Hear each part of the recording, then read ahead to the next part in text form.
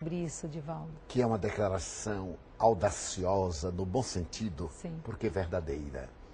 O homem biológico, porque o homem ser espiritual vem da divindade.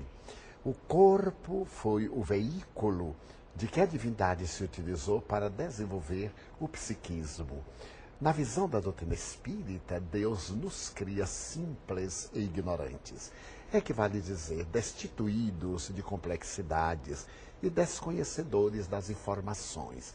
À semelhança de uma semente, para desabrochar a potência que se lhe encontra adormecida, necessita de um habitat, a terra, o calor, o heliotropismo, a umidade, o espírito para desenvolver as potencialidades divinas, o Deus adormecido, segundo o budismo, ou Logos de Platão, necessitava do habitat, que é a matéria. Então, todo esse processo deu-se desde o reino mineral, quando o psiquismo era força de aglutinação de moléculas, passando ao vegetal, quando desenvolve a sensibilidade na seiva, ao animal, quando dá campo ao instinto, ao ser humano, quando desabrocha a inteligência graças à cerebração, depois a intuição, a angelitude e assim por diante. Graças ao corpo, portanto, de herança animal, a potencialidade divina que dorme em nós alcança hoje o universo a ponto de nos permitir compreender abstrações, superando toda essa ancestralidade primitiva. E nisso Freud tem muita razão, porque a Bíblia dizia que a Terra era o centro do universo, que as estrelas eram lâmpadas mágicas para iluminarem a noite, e que numa batalha israelita o profeta parou o sol. Portanto, a Terra era o centro do universo. O Sol girava em torno da Terra, para poderem lutar sempre na claridade. São colocações arquetípicas, mitológicas, fantasistas da história de um nobre povo, mas também com as fantasias que nós temos.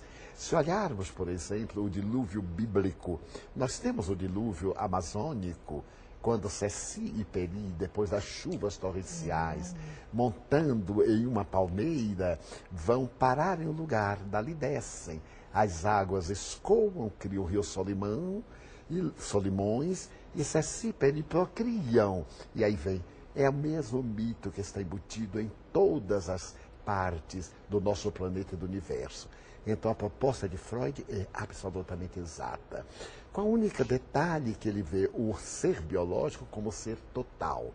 Quando nós vemos ser biológico como parte da necessidade evolutiva, já que Allan Kardec nos demonstra que somos constituídos por 3 elementos: o espírito eterno, o perispírito envoltório e o corpo, que é o instrumento desse desenvolvimento. Eu gosto também muito de uma visão também oriental de Aurobindo, onde ele diz assim, o espírito se materializou, nós somos espíritos materializados, chegou a hora de espiritualizarmos a matéria. Onde você percebe a dificuldade nesse processo evolutivo, já que estamos falando em evolução, já que fica tão claro o processo de evolução do mineral, vegetal, animal, e a inteligência é o ponto máximo nessa evolução, por que a dificuldade do ser humano refletir e pensar a respeito de ir além dessa inteligência e de permitir que a espiritualidade se faça presente, Divaldo? Porque algumas doutrinas religiosas nos ofereciam os céus de presente, com certos passos de mágica, o perdão no momento da morte, as celebrações religiosas post-mortem, o pagamento do dízimo ou de outra qualquer importância, as heranças deixadas para determinadas doutrinas religiosas, comprando o reino dos céus. Então, diz muito bem Aurobindo, quando diz que necessitamos de desmaterializar a matéria, ela nos serviu um período, agora que a comandamos, vamos diluir os seus impulsos. Certo dia, um espírito notável falou a Chico Xavier: você pode trabalhar nas materializações. E Chico materializou muito. Sim. Até um dia que Emmanuel disse: Chico, nós queremos espiritualizá-los e vocês querem materializar-nos. Uau! Então é necessário agora que nós nos desmaterializemos. Como? Sublimando as nossas energias. Já vemos isso nas fontes genésicas. Encaminhar as energias do sexo que procria para a construção de imagens na arte, na beleza, sem abandonar a sua função reprodutora e a sua função de troca de hormônios, modificar a nossa estrutura grotesca, pesada, para nos sutilizarmos na arte, no ideal, na beleza.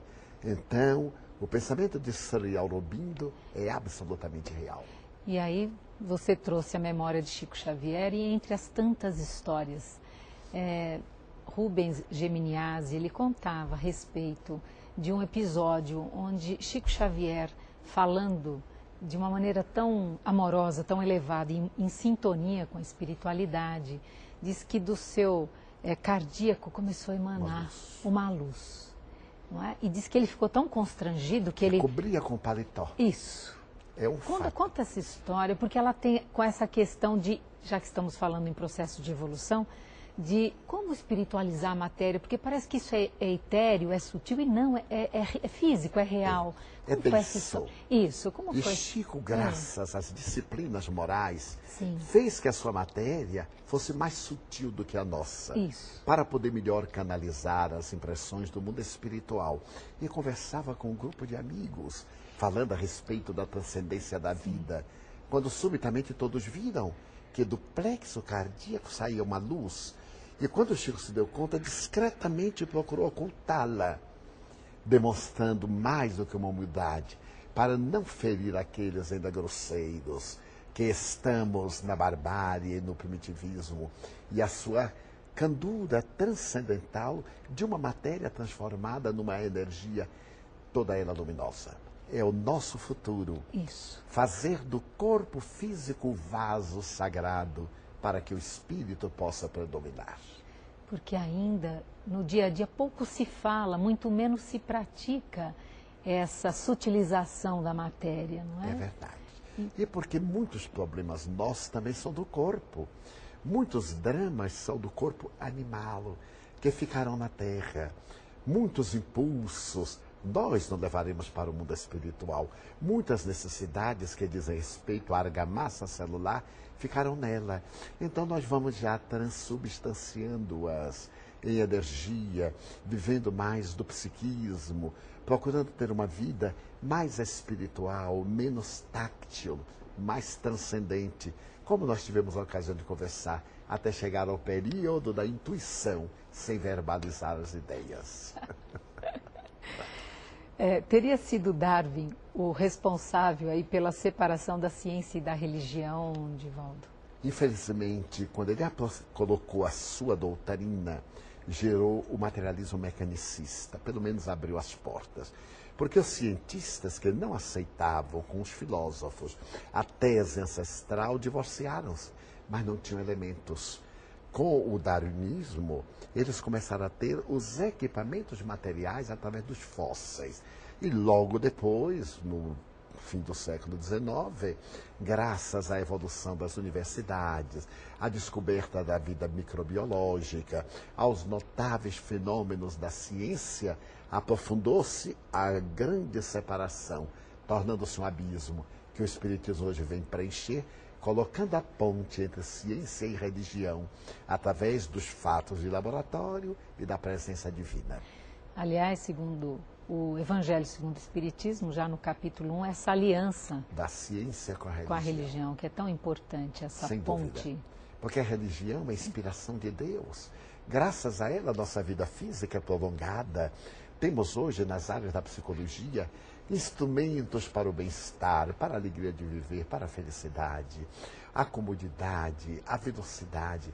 Hoje, a vida virtual, colocando-nos o mundo ao nosso lado, na intimidade do nosso quarto, as cirurgias, os transplantes de órgãos, quantas bênçãos da ciência que se viu obrigada a separar-se da tradição religiosa para evoluir, porque estava castrada, impossibilidade de romper com falsos paradigmas, que hoje são paradigmas da demonstração dos fatos.